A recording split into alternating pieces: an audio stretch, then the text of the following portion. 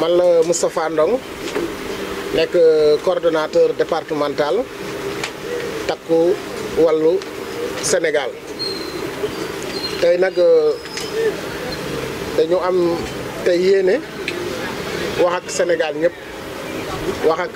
département de Koungheul wax ak région de Kaffrine tey li ñu fi dajale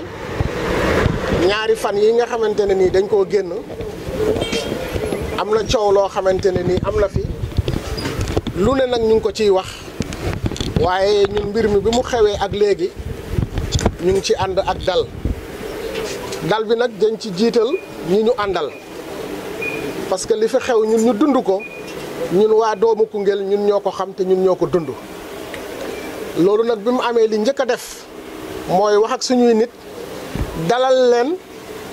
ba ñu mën a taxaw nag jàkkaarloo ak sénégalais yi tey wax ak ñoom wax li nga xamante ne moom moo fi xew parce que dégg nañ nag ñu koy commenter nu ne di ko waxee nu ne ñun nag lépp luñ fi yëkkati am nañ gàccewu li ñuy yëkkati fii suba ñu am dara loo xamante ne dana wuute ak suñuy kàddu lépp nag luñ fi sañ a wax rek dafay nekk loo xamante ne lu ñu am ay preuve la ay preuve yoo xamante ne ay preuve yu palpable la mais loolu moom moo tax nag tey ñu daje fii pour wax ak sénégalais yi tax parce que mbir mi yegg na foo xam ne mbiru sénégalais yi la il faut ñu waxal sénégalais yi li xew parce que ñaari fan yëpp ñu ngi ñànk Koungheul di wax ne ñun dañu def suñu programme biñ ko defee def nañ ko lu jiitu premier ministre di fi ñëw programme boobu mooy lan ñun dañu préparé woon ne jour bi nga xam ne dañuy tàmbali campagne mercredi la ñuy tàmbali à 17h lañ defoon suñu programme preuve yaa ngi nii 17h lañ jàppoon ba 21h bi ñu defee loolu ñu xam ne ñu yëg ci ay information ne ki nga xamante ne nii tey moom moo jiite liste Pastef muy le premier ministre Ousmane Sonko dafay ñëw fii ci Koungheul bi ñu ko yëgee ñun à partir de 16h fii la ñu daje ci suñu permanence bi suñu nit ñi ñu commencé di dajale fii suñuy nit à partir de 16h lañ commencé di dajale suñuy nit ñi bu ñu fi dajee ñu yëg ne premier ministre mu ngi fi ñu xamante ne convoi premier ministre dafa am doole ñu wax suñuy nit ñu taxaw fii li xew nag lañ bëgg a wax te li xew dañ ci am ay preuve dafa am koo xam ne chargé des missions la à la présidence ñu koy wax monsieur Laye les vidéos sont là les images sont là monsieur Laye boobu moom moo ñëw fekk ñu fii bi ñu fi fekkee ñëw parce que seen tête de liste dafa am lu mu leen wax daf leen wax ne yéen Koungheul musuma fi gagné maa ngi leen di xaar nag ngeen def remontada moom monsieur Laye moomu nag bi Ousmane Sonko di wër moom moo ñëw jiitu parce que gis nañu suñu permanence bi dafa nekk ci kaw tali bi bu mu ñëwee gis suñu foule bi ak pancarte yi bëggut seen tête de liste jaar fi gis loolu mu ñëw dugg ci suñu biir foule di attaqué booy yi bi mu leen di attaqué kaaw mii moom moo nekkoon ki nga xamante ne moom moo doon calmer booy yooyu yëpp am nañ ci ay preuve vidéo yaa ngi fii moom ci boppam moom moo doon calmer booy pour ñu bañ a dal ci koom parce que mbooloo xajut ci kenn te vidéo yi ñu ngi nii. il a même appelé la police. bi loolu amee moom ci la rocceeku dem bi mu demee nag ci la ànd ak seen nervi yi bi ñu ñëwee les images sont là ñu génne seeni jaas di attaquer nit ñi di fetal sax génn na fi te gis ngeen oto bi ñu yàq gis ngeen seena musique bi ñu jël lépp buñ ko jëlee fii ci permanence bi lañ ko lépp ci buntu permanence bi lañ ko jëlee waaw léegi nag lan moo war a xew Sénégal ba njiitu Pastef bu waree ñëw Koungheul ñun ñu nekk doomu département bi ñun ñu am suñu programme jiitu leen parce que ñoom seen coordonnateur départemental moom dafa taxaw vidéo boobu ñu ngi ko amee mu ne ñoom amuñu fi woon programme bi biñ koy yëgat mi di jot na gon kay ñoom ñun ñoo leen jiitu gon ñun nañ lañ leen tooñee gon ñun nañ lañ leen provoqué te suñ leen doon provoqué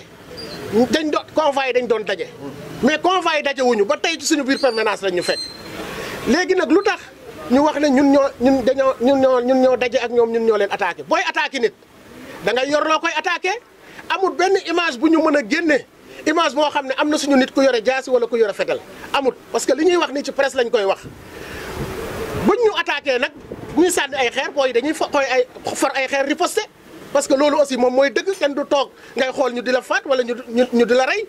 loolu moom am na fi parce que biñ ñu attaqué bu ñu attaqué dañu attaqué ay góor kon nag aussi dañuy riposté moo tax riposte boobu am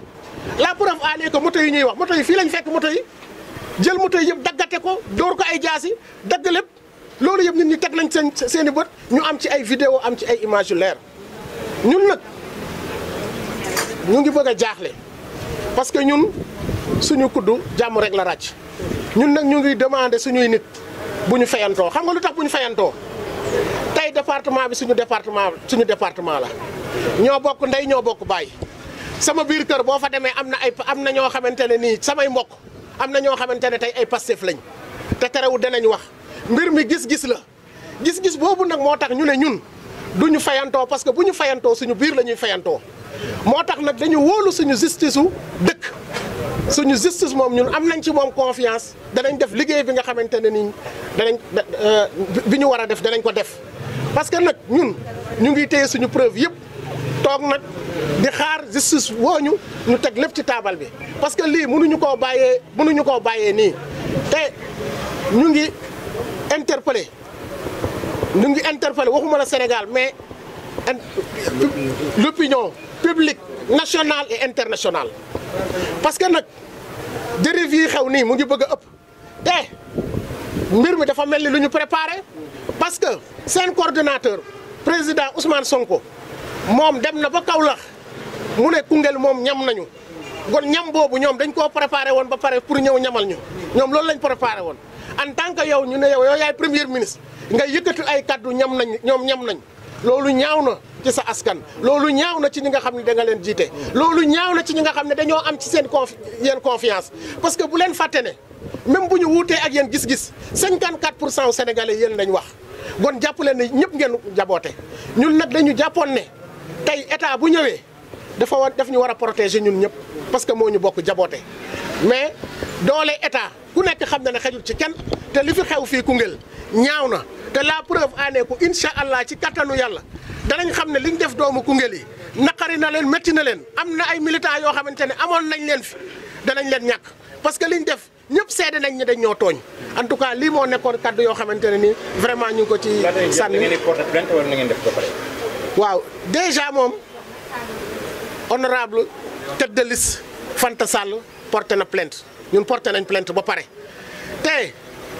yaram dafa war a daw jigéen boo xamante ne jigéen bu engagé la mën nañ wax ne Sénégal moom rek moom mooy tête de liste tey département taxaw di mu nekk koo xamante ne ku yaru la liggéeykat la département de Koungheul def na fi lu nit ñi teg seen bët tey mérité wut ñuy ñëw di fekk ko ci permanence am di ko attaqué njabootam loolu ñun ñu ngi koy ñaawlu tey ñu ngi koy ñaawlu ëllëg. digalu suñu investi yi muy tête de liste xam naa duñu guddal dañuy résumer rek associé wu ci salutation yi nga xam ne le coordonnateur départemental def na ko présenté wu en tant que coordonnateur communal. li tax nag ñuy wax c'est parce que dañu nekk témoin oculaire ba pare nekk le coordonnateur communal des élections li xew yëpp xewee suñu kanam mënoon nañ ci bañ a sànni kàddu ndax ñuy wax mat nañ sëkk mais dafa am ñeenti points yoo xam ne ñoom dañ ko wax ba pare wax ko Sénégal wax ko àdduna yëpp dégg ko te mu nekk loo xam ne dafa amul bi si jiitu mooy ci planification bi ñun su suñu planification précisément dañu planifié woon def caravane à 17h 21h loolu ñoom ñëpp xam nañ ko te discuter nañ si ak ñi ci war a discuter ñëpp ba valider ko ñoom weddi nañ wax nañ ne am comme ni ko coordonnateur waxee amuñu woon l'information ba midi lañ doog a xam ne seen caravane bi dina fi yegsi donc boobu moom dàq nañ ko beneen bi mooy dañu attaqué seen cortège mosuñu attaqué cortège ku yorul fetal yoroo paaka yoroo puso yoroo xeer nga yore ay morceaux yu weex jigéen ñi yore morceaux yu weex te ay jigéen ñoo taxaw si kaw tali bi jigéen mënul attaquer ay góor les images sont là lii nag cause problème bi lañ ñu bëgg a imputer comme quoi que dañu car cortège Ousmane Sonko maa ngi saisir l'opinion nationale et internationale pour dire que li xewewul fenn fu dul suñu buntu permanence ñun dañoo taxaw kenn bougé wul foofu lañ ñu fekk ñun te ki ñu fa njëkk a fekk coordinateur wax na ko mooy ki nga xam ne moom lañ njëkk a ñamal c'est un frère moom lañ njëkk a nommé gisuma arrêté gisuma décret mais nee nañ dañ ko nommé chargé de mission moo njëkk a ñëw les images sont là dinañ leen ko jox yéen ñëpp ngeen am ko si biir suñu fuul kenn yegseegul te moom ci fam demoon dafa ne ñoom seen oto lañ jël ñu kar ko dóor ko moo tax ñoom ñu commencé xeex te moo fi njëkk ñëw am nañu preuve yooyu loolu mooy beneen bi mooy li si xew bi mu retourné moom bi mu replié woo comme ni ko coordonnateur waxee la ñu gis jaas yi ñëw man maa fekkee loolu parce que tout simplement bougé wu ma dama taxaw sur place xëy na bu fekkoon rey lañ jóg dañ may rey parce que man bougé wu ma li ñu njëkk a def mooy dàq ñi taxawoon bi xale yi demee mag ñi nga xam ne dañoo yéex ñii dañu leen tàpp ay jaasi ñii ñu cor leen loolu dafa am ay image am na ñoo xam ne dañu leen gaañ si loxo am ñii ñu gaañ leen si tànk ñii ñu gaañ leen si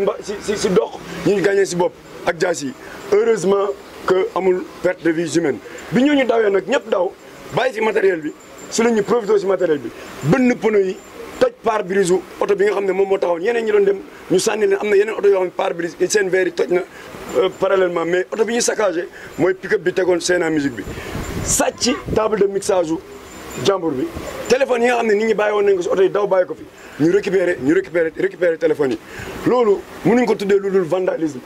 te gis nañ image yi loolu yëpp am na image nit ñi gis nañ ko ñu yore jaasi yore fetal dàqe nit ñi te si suñu buntu permanence lañ ko defee ñu préciser loolu bi loolu passé ñoom ñu dem bi ñu demee à notre très grande surprise suñu nit ñi dem ca hôpital ba di faju ji ñu fekk leen fa ak ay yet ñu fekk leen fa ak ay yet oto ak ay yet loolu tamit am na preuve loolu yëpp dinañ leen ko jox ngeen am ko waaye bi loolu passé tamit ñu dem brigade ñu dem police di sos di dëggal li nga xam ne moom la seen coordonnateur national wax ne ñun dañoo kar seen cortège ku yorul fetal yorul paaka yorul jaasi je précise mënul kar kenn te ñun mën nañ ko vérifier amuñu woon sécurité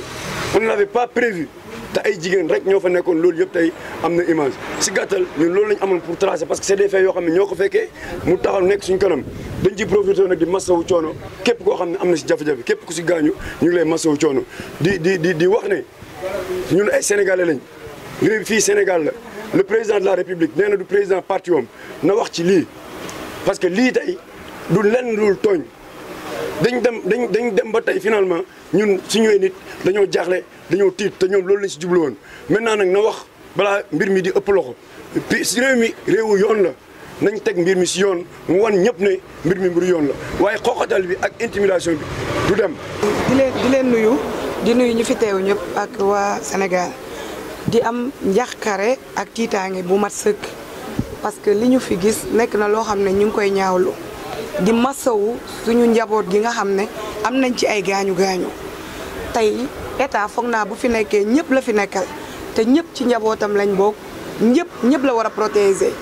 li ñu ci tiital mooy que état bi la war a protéger fekkee ñi lay attaqué au lieu que mu taxaw masawu la wala mu défendre la foog naa kon ñun teg ci naan ak tiitaange parce que nag ñun état moo ñu war a protéger parce que état daf fi nekk pour sénégalais yëpp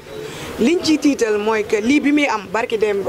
que premier ministre Ousmane Sonko ci convoi am la amee mu fekkee ko ñu jàpp di rey suñu njaboot te tooñ ñu teg si mu war a wàcc masawuñu xool ndax am na gaañu yu metti mais dem ba Kaolack naan waa Koungheul ñam nañ te ñam boobu ñun ñooñu tooñ te mun nañu waat ne tooñuñu parce que foog naa ne ku nar a kaar cortège di nga yor jaasi wala nga yor arme pusa sax yoruñu ko mais nag am nañ droit ci campagne lañ nekk mobiliser suñuy nit te ñëwam boobu balaa ñu koo yéeg ñun fekk na ñu jàpp suñu caravane ba pare mais bëgg jàmm tax na ñu téye suñu nit yi si buntu permanence bi te nañu may cortège bi ba mu jàll mais am na lu mu fi wax na ko ay nitam mënuñu ko muñ te xam nañ ne fii nit yu bari ñu ngi fi woon ñi ne nañu tasaale ful bi fi nekk ka balaa cortège bi di ñëw kenn ci ñoom muy Moussa Laye jaar fi gis ful bi di tapas xale yi di xeex ak ñoom mu xam ne benn nit mënul xeex ak mbooloo parce que nit bu la tooñul nga fekk ko di ko attaqué dina défendre boppam ci la dem indi benn oto boo xam ne ay nervi la def ñu yor ay jaasi yor ay fetal ñëw di dóor nit ñi di daaneel jigéen ñi di jël jaasi aussi di ko dóor ñi nga xamante ni nekkoon nañ fi di toj bagage yi di toj oto yi ak moto yi nga xamante ni am na sax yoo xam ne yóbbu nañ ko ci kon loolu moo nekk tiitaange ci ñun kay ma jàpp ne élection wax dëgg yàlla war nañ ko mën a def si jàmm ku ci nekk far fi nga far ku nekk défendre li nga gëm mais pas violence pas rayaate pas jamaate jaasi kon ñun bu fekkee wax dëgg yàlla premier ministre teewee na loolu waxul ci dara masawul kenn mais mel ni ku koy ndamoo wax dëgg yàlla dinañ dem fu yoon nekkee benn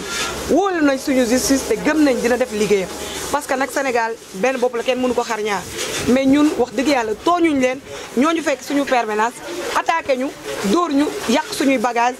damate ku préparé car cortège doo téye say nit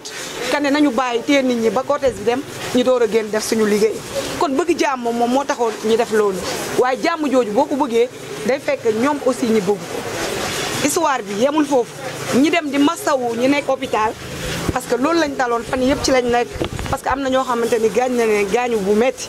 ñi defaat oto mooy ñu nekk fii nekk doomu Koungheul loolu la woote mbir mi bu soobee yàlla du xeex ak xuloo comme li mu wax ni tamit que mosu leen gañe fii élection te dinañ leen ko wan parce que li ñu def ay doomu Koungheul la ñu tooñ kon jàpp naa ne bu ñu fi amoon benn nañu jàpp ne benn boobu rëcc na leen parce que ñee ñu gaañ ay doomu Koungheul lañ te ñoo leen waroon protéger alal yi ñu yóbbu ak alalu doomu Koungheul lañ ñuy daan seen doole kon ñun lu ñu leen di wax que bu ñu xeex bu ñu xuloo le 17 incha allah dinañ leen wan lan lañ leen mënee te du ànd ak xeex bon mënuñu ko xam mais en tout cas incha allah lépp yoon ñi ko war a xam dinañ ko xam. Beaucoup, je m'appelle Cheikh Ndam Ndiaye, responsable de la communication de la coalition Takku Wallu Sénégal dans le département de Koungheul. Alors, je voudrais d'abord commencer par exprimer une situation de regret total pour tout ce qui s'est passé ici dans le département de Koungheul et plus précisément dans la commune, au niveau de la permanence de la coalition Takku Wallu Sénégal. C'est une situation de regret parce que nous savons, nous tous, que la coalition Takku Wallu Sénégal, avec des responsables intègres, des militants et les militantes intègres, qui se soucient du développement du département de Koungheul, qui étaient là conformément aux élections législatives en élaborant un programme de campagne électorale. Mais nous avons une surprise parce que nous avons un programme qui a été bien ficelé, qui est là. Et nous avons bien planifié nos activités de campagne. Et ce jour-là, ça a coïncidé avec la caravane de la coalition Takku Wallu Sénégal, qui devait démarrer au niveau de cette permanence. Alors nous avons réuni nos militants et nos militantes, nos sympathisants, pour démarrer la caravane de la coalition. Alors nos leaders ont entendu que la tête de liste de la coalition PASTEF, en l'occurrence M. Ousmane Sonko, sa caravane est entrée dans la ville. Nos leaders nous ont demandé d'attendre que cette caravane-là sorte de cette ville pour qu'on puisse démarrer la mienne. Mais malheureusement, on a demandé à nos militants de rester sur place. Les militants ont respecté ce que les leaders ont dit. Ils ont resté au niveau de la permanence, les femmes, les jeunes, les adultes, tout le monde. Nous n'avons pas démarré notre caravane. Alors nous en avions les droits les plus absolus, parce que nous avons un programme bien ficelé. Mais malheureusement, comme l'ont dit les responsables, nous avons des fils de Koungheul qui acceptent d'attaquer leurs propres voisins, d'attaquer leurs propres frères, d'attaquer leurs propres sœurs, en l'occurrence comme l'ont dit Moussé Mousselay. Il est venu ici retrouver une mobilisation forte, parce que c'était une démonstration de force. Les militants étaient là, tous étaient prêts à montrer ici que la coalition Takku Wallu Sénégal est la meilleure coalition dans le département. Il est venu attaquer nos militants. Malheureusement pour lui, il était seul. Il y avait des gens qui étaient là pour intervenir, pour éviter des dégâts, comme en l'occurrence M. Kaoudjouf. Il a compris que cette situation, il ne pouvait pas la régler tout seul. Il est parti prendre les nervis. Ils sont venus avec des machettes, des coupes-coupes, des pistolets. Ça nous a beaucoup surpris. Parce que nous n'avons pas pensé qu'avec Ousmane Sonko, cette situation allait se produire dans le Sénégal. Ils sont venus Ils ont attaqué les femmes, ils ont attaqué les jeunes, les conducteurs de Jakartamen, des jeunes qui veulent travailler, qui ont des motos, qui prennent tout ça pour leurs dépenses familiales. Mais malheureusement, les gens d'Ousmane Sonko, les nervis, ont tout gâté. Ils ont pris même des motos Jakarta avec eux. Moi, je pense que si c'était par exemple une réponse, juridiquement, comme on le dit en droit, la légitime défense doit être proportionnée. Même si, par exemple, c'est la foule de la coalition Takku Wallu qui avait attaqué cette foule-là, la caravane d'Ousmane Sonko, la réponse devrait être proportionnée. Mais malheureusement, ce n'était pas une attaque et la réponse a dépassé. Ils nous ont attaqués, ils nous ont pris des motos, ils ont blessé des jeunes, ils ont blessé des femmes. C'est inacceptable dans ce Sénégal-là. Avec Ousmane Sonko, nous regrettons. Maintenant, ce que nous comptons faire d'abord, ce que les leaders ont demandé aux militants, militantes et sympathisants de la coalition Takku Wallu, c'est d'être calme, serein, travailler, aller voir les militants. Parce que les élections présidentielles, nous avons remporté le département. Nous voulons encore la confirmation de cette victoire-là. C'est ce que nous comptons faire dans un premier temps. Et dans un deuxième temps, les leaders l'ont fait. Ils ont porté plainte. Les images sont là, les vidéos sont là. Les conducteurs de Jakartamen qui sont là, si vous les demandez, ils vont vous dire ce qui s'est passé ici au niveau de la permanence. Même les commerçants qui sont là ont vu la situation qui s'est produite au niveau de la permanence. Nous n'avons pas attaqué, nous n'avons pas arrêté la caravane d'Ousmane Sonko. Nous n'avons pas ce temps-là. Parce que le temps que nous avons, c'est de faire la campagne avec la proximité, d'aller parler à la population, gagner les élections du 17 novembre 2024. C'est ça ce que nous voulons. Donc nous regrettons cette situation et nous appelons à la justice de faire la lumière sur cette situation. Parce que Koungheul nous appartient, nous tous. Nous sommes tous de Koungheul, nous nous connaissons. Nous allons continuer maintenant notre campagne dans la discipline et dans la non-violence. Donc nous appelons à la justice de nous protéger parce que nous sommes des enfants et des fils du Sénégal et du Bamako.